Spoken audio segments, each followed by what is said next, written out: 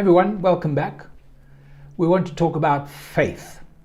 Now, I've been talking about hope, belief, trust, and now today, faith. I refer to these as the train of life. You see, hope is the destination.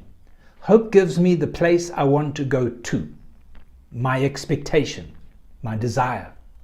Belief are the rails, those rails that are established, those rails that help me to move in the right direction. Trust is when I get into the train, into the carriage, and I get settled and I get comfortable. But faith is the power that gets that train moving. See, Hebrews 11 verse 1 says, faith is the substance of things hoped for.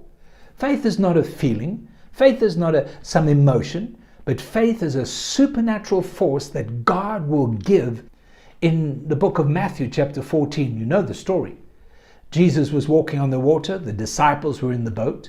When they saw Jesus, Peter said to him, Lord, if it's really you, bid me to come. And when Jesus said, come, that word brought a faith in Peter's heart.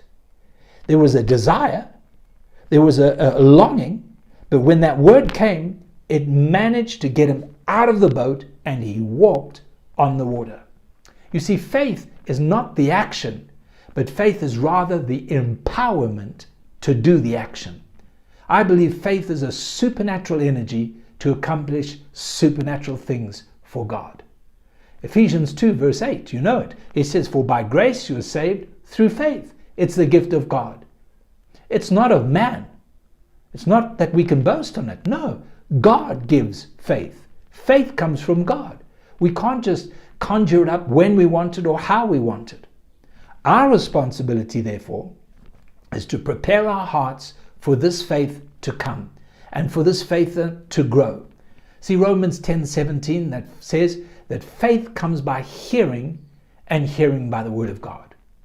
Now, when he talks about hearing the word of God, he's not just talking about a general word, just reading the Bible word. No, he's talking about a word, the Greek says a rhema word, a specific word that God will bring that will empower you with faith to do what God wants you to do.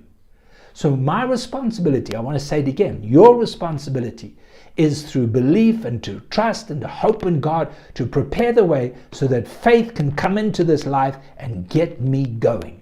That's what God desires. For without this faith, we cannot please God. Let's rise to the challenge. God bless you.